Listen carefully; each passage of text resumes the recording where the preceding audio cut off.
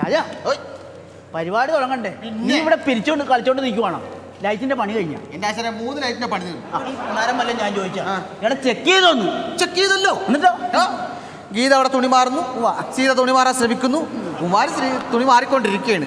കയറ്റാൻ വെച്ചിരും എടാ പെണ്ണുങ്ങളുടെ ഗ്രീൻ റൂമിൽ ചെന്ന് ഊട്ടിട്ട് നോക്കാനാണോ പറഞ്ഞത്? പിന്നെ എടാ ലൈറ്റ് അടിച്ച് നോക്കാൻ. ഇപ്പൊ അടിച്ച് നോക്കാലോ. പെട്ടെന്നാട്ടെ ഞാൻ കൊല്ലും ഞാൻ. എന്നതാ ആശാനെ? എടാ നിന്റെ ഈ ലാഭെടുത്ത് തെളിച്ച് നോക്കാനാണോ പറഞ്ഞത്? പിന്നെ എടേ കെട്ടി നോക്കിയേക്കണം ഓണ്ടാലസും കാലിനൊക്കെ സമയത്ത് തെളിയോന്ന് വെച്ചാൽ മനസ്സിലായോ? ആശാനെ അങ്ങനെ പറയുന്നു. രാജൻ കെട്ടിയ ലൈറ്റ് ഇന്ന് വരെ ഏതെങ്കിലും തെളിഞ്ഞിട്ടുണ്ടോ? ഇല്ല. അപ്പൊ പിന്നെ ആ രീതിയിൽ സംസാരിക്കുന്നു. ആശാൻ ബാല് തുടങ്ങി ലൈറ്റിന്റെ എന്നെ വിട്ടേക്കൂ. ഉറപ്പാണ്. എന്നാ പിന്നെ തുടങ്ങാം. പരിപാടി തുടങ്ങാം. ആശാൻ ഈ കണ്ണാടി നോക്കി എന്ത് കോപ്രായം കാണിക്കോ? ബാല തുടങ്ങണ്ടേ? കോപ്രായ? എടാ ഞാൻ മുഖത്ത് ബാബാവിനെ മറിച്ച് പഠിക്കുമല്ലേ? അതിന്റെ ഒരു കുറവും കൂടി ഉള്ളൂ. നീ മേക്കപ്പ് ചെയ്ത മേക്കപ്പ് ചെയ്യാൻ എനിക്ക് കണ്ണാടി ഉണ്ടോ? ഇവിടെ 25 ബാല ആയില്ലാണ് സ്വന്തമായിട്ടൊരു കണ്ണാടി എങ്കിലും മേടിക്കും. 25 ബാല കളിച്ചെന്നുള്ള ശരിയാ. നിങ്ങൾ ഇതുവരെ എനിക്ക് 25 രൂപ തികച്ച് തന്നിട്ടുണ്ടോ? സുഭാഷ് നീ കണ്ണാടി പിടിച്ചേ എച്ചിക്കണക്ക് പറയത് കേട്ടാ. കൊണ്ടുപോകൂ. തിരിച്ചു തന്നില്ലെങ്കിലും കുഴപ്പമില്ല. പിന്നെ ആശാനെ വേറെ പ്രശ്നമുണ്ട് ആശാനെ. നീ പ്രശ്നം പറയാനല്ലാതെ എന്തെങ്കിലും നല്ല കാര്യം ഈ സമിതി വന്ന് പറഞ്ഞിട്ടുണ്ടോ? അല്ല ആശാനെ, ഹനുമാന്റെ വേഷം ചെയ്ത് സുലൈമാൻ ഇതുവരെ വന്നില്ലെന്ന്. ഇവിടെ അവന്റെ സ്ഥിരം പരിപാടിയാണല്ലേ താമസിച്ചു വരും. രാജ ആ സുലൈമാൻ വന്നില്ല. ഒന്നും നമ്മളോട് പറയണ്ട, നമ്മൾ ലൈറ്റിന്റെ ആളാണേ. ഫോൺ ചെയ്ത് പറഞ്ഞു. ഞാൻ വിളിക്കണോ? എപ്പോഴും ഞാൻ തന്നെ വിളിക്കണോ? എന്നാവട്ടെ സമയം പോണെന്ന്. ഹലോ എടാ സുലൈമാൻ, നീ എവിടെയാണ്? ആശാനെ അവൻ പണി കഴിഞ്ഞ് വീട്ടിൽ വന്നോളൂ. എന്റെ പൊന്ന് സുഭാഷേ, അവൻ പണി കഴിഞ്ഞ് വന്നെങ്കിൽ കുഴപ്പമില്ല, കുളിച്ചിട്ട് വന്നാൽ മതി എന്ന് പറയാം. അതന്നെ ആശാനെ. ഇവിടെ കഴിഞ്ഞ സ്റ്റേജ് ഹനുമാന്റെ നെഞ്ചത്ത് സിമെന്റിൽ നിന്നും പറഞ്ഞ് എന്ത് കൂവായിരുന്നു. സുലൈമാനെ നീ കുളിച്ചിട്ട് വന്നാ മതി. ഹനുമാന്റെ ഫുൾ സെറ്റപ്പിൽ പോലെ വേഷം കെട്ടി പോരും. വേഷം കെട്ടി പോരും. അതെ ആപ്പിളിന്റെ മൂട് പോലെ സാധനം എടുത്ത് ചുണ്ടത്ത് വെച്ചിട്ട് പോരും. അവനെ നോക്കണ്ട എന്ന് പറഞ്ഞു. അതല്ലെന്ന് അവനെ നോക്കണ്ട, നമ്മോട് തുടങ്ങിക്കോളാൻ, അവൻ എത്തിക്കോളാന്ന് പറഞ്ഞു. എത്തിക്കോളാം. ഓക്കെ അല്ല? അപ്പൊ രാജ തുടങ്ങാം. എന്താ സോഡ ഉണ്ടോ? സോഡ എന്ത് തുടങ്ങാൻ? തുടങ്ങണ കാര്യമാണോ പറഞ്ഞത്? പിന്നെ ഇവിടെ പരിപാടി തുടങ്ങണ കാര്യമാണ് പറഞ്ഞത്. എന്റെ ശശി, നീ സമിതിയുടെ ഡ്രൈവറല്ലേ? അതെ. നാളെ കാസർഗോഡ് പരിപാടി ഉള്ളതാ. നീ വെള്ളം അടിച്ച് നാമട്ടത്ത് അടിച്ചുകൊണ്ട് കോഴിക്കോട് നടന്നാല 17 മണിക്കൂർ വണ്ടി ഓടിക്കണം നാളെ, മനസ്സിലായോ? എന്റെ ആശാന നാളെ കാസർഗോഡല്ലേ പരിപാടി? ഇവിടുന്ന് ഒരു 17 മണിക്കൂർ ഓട്ടം ഉണ്ടല്ലോ.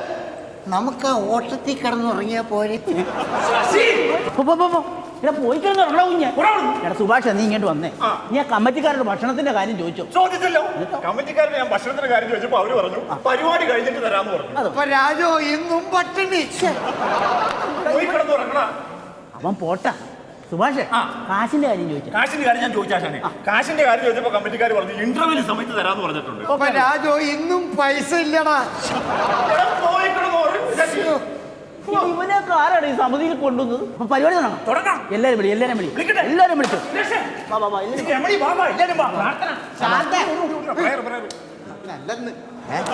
എന്താണ് പരിപാടി? തിരികെ എത്തിക്കണ്ട, അതിന് വിളിച്ചതാ. ഇങ്ങനെ പോയാൽ നിന്റെ തലക്കെട്ട് 2 തിരികെ എത്തിച്ചു ചോദിക്കേണ്ടി വരിക. നീ ചെയ്യണ പണി ചെയ്യടാ. കൈവിടി. നമ്മുടെ 26ാമത്തെ സ്റ്റേജാണ്. 25 സ്റ്റേജിൽ നമ്മൾ ഓടി. വലിയ വ്യത്യാസമൊന്നും വലിയ ഓടേണ്ടി വരും. ഒരു കാര്യം, ഓടുമ്പോ ആരും പടിഞ്ഞോട്ട് ഓടരുത്. അതെന്താ ആശാനെ? പടിഞ്ഞാപ്പുറ കടലല്ലേ? ഡ്രൈവറാ ഞാൻ. ആശാനെ ഇവൻ ലൈറ്റുകാരനൊന്നും കടലിനറിയാൻ മേല, മുങ്ങി ചത്തു പോകും കേട്ടാ. അപ്പൊ പിന്നെ ഒരു കാര്യം, നീ ഇങ്ങോട്ട് വന്നേ. ആകപ്പാട് ഈ സമിതി കാണാൻ കൊള്ളാവുന്ന ഒരാൾ നീയാണ്. അതുകൊണ്ട് ഈ കമ്മിറ്റിക്കാർ കാണുക അങ്ങോട്ടും ഇങ്ങോട്ടും നുലാത്തിക്കണം. കേട്ടാ. പിന്നെ എന്തെങ്കിലും സംശയം ഉണ്ടോ ഇപ്പൊ ചോദിച്ചോ. അല്ല ബാലനൊക്കെ കണ്ണും കാലും കാണിച്ചാൽ എനിക്കറിയാൻ പറ്റില്ല. എനിക്ക് ചെറിയൊരു സംശയം. നീ ആരാണെന്ന് ഞാനും നോക്കട്ടെ. ശശി, അതെ ഈ ഇന്റർവെൽ കഴിഞ്ഞിട്ട് ഫസ്റ്റ് സീൻ ആണല്ലോ എൻ്റെ. എടാ ആദ്യം നീ ഇന്റർവെല്ലിൽ വരെ ഇതൊന്ന് എത്തിക്കാൻ നോക്കും. നീ ആ നരസിംഹമായിട്ട് കയറാനല്ലേ ഇന്റർവ്യൂ. നിന്നോട് ഞാനൊരു കാര്യം പറയും. നിന്റെ തൂണെന്ന് പറഞ്ഞാൽ 3ാമത്തെ തൂണ്. ഇത് 1 2 3. അത് 3. അപ്പൊ അവിടുന്ന് ഈ 3ആണോ ഇവിടുന്ന് അങ്ങോട്ടുള്ള 3ആണോ? അടുത്ത് നിൽക്കുന്ന കഴിഞ്ഞ സ്റ്റേജിൽ നീ തൂണ് മാറി നിന്നിട്ട് 7 തൂണാ ഞാൻ കുത്തിക്കീറി. മനസ്സിലായില്ല? ഞാനല്ലോ തൂണ് മാറി ഞാൻ കുത്തിക്കീറി. എന്നാ പോവാ പരിപാടി വാങ്ങാൻ പറ്റും. കൊണ്ടുപോകും. നീ ഇതുവരെ ഉറങ്ങിയില്ലേ?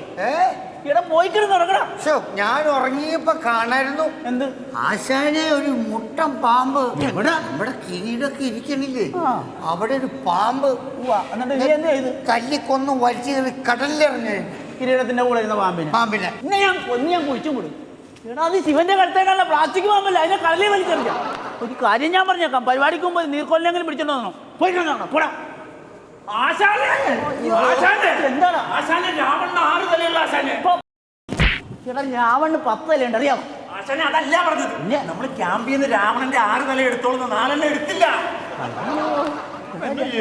രാവണന്റെ 6 തല എന്റെ ഇതിലൊന്നും കൂട്ടരുത്, ഞാൻ ലൈറ്റാ. ഇപ്പൊ എന്നാ ചെയ്യും? 6 എന്റെ ഒന്ന് 7. അതെ 6 വന്ന് 7 ഇന്നെ 3 തല വേണമല്ലോ. അതെ. സുഭാഷേ ഒരു പണിയേ, ആ ഗ്രീൻ റൂമിലുണ്ടല്ലോ ബ്രഹ്മാവിന്റെ 3 തല ഇരിപ്പുണ്ട്. അതെടുത്ത് രാവണന്റെ തലയുടെ വിടവിന് കയറ്റി വെച്ചോ.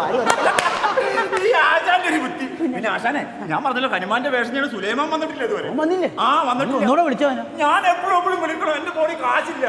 ഇപ്പൊ കാശല്ലേ ചാർജ് ചെയ്യാം. എടാ സുലൈമാനെ നീ എവിടെയാണ്? ആശാനെ അവ വാലെടുക്കാൻ മറന്നു പോയിട്ട് തിരിച്ചു പോയത്.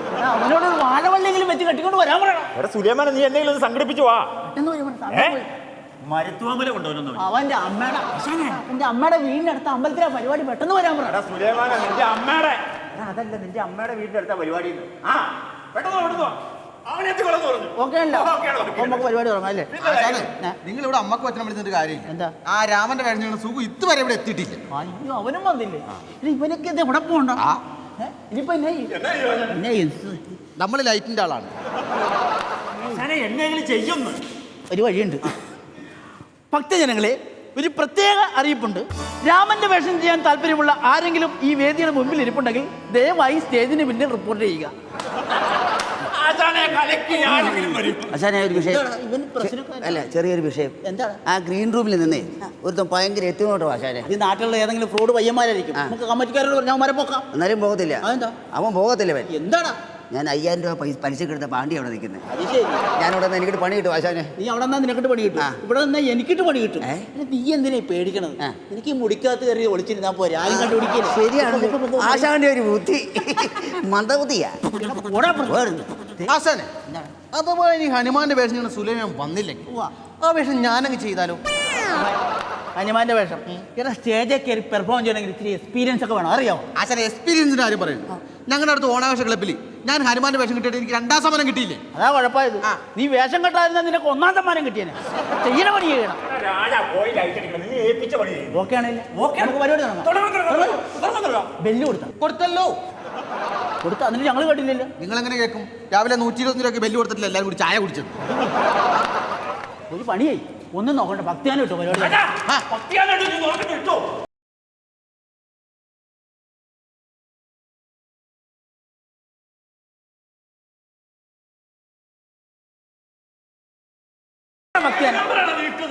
രണ്ടാമത്തെ നമ്പറല്ലേ ഇട്ടത്? 2 3 3 മരണം വാതിൽ കടരുന്ന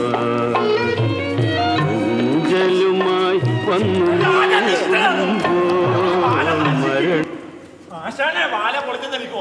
എടാ ഭക്തിഗാനവും വേണ്ട, ഒരു കോപ്പും വേണ്ട. നീ ആ കഥാസാരം എടുത്ത പരിപാടി തുടങ്ങാം. കൊണ്ട് കൊടുത്താ കൊണ്ടുപോകണം. പ്രിയമുള്ളവരെ, ഞങ്ങളുടെ ബാലെ ആരംഭിക്കുന്നു. കഥാസാരം. പ്രിയപ്പെട്ട ശാന്തി, നാളെ 5 മണിക്ക് പാർക്കിൽ വരണം. ആരാ കഥാസാരം? സംഗതി മാറിപ്പോയി, പേടിക്കണം. കളി കഴിയുമ്പോൾ കാണാൻ കേട്ടോ. പ്രിയമുള്ളവര്, ഒറിജിനൽ കഥാസാരം. ഹസ്തിനപുരിയിലെ ഇപ്പോഴത്തെ മഹാരാജാവാണ് പാണ്ഡു മഹാരാജ്. അദ്ദേഹത്തിന്റെ ധർമ്മപത്നിയാണ് കുന്തിദേവി. ഇവർക്ക് പഞ്ചപാണ്ഡവർ എന്ന പേരിൽ 5 മക്കൾ. മൂത്തവൻ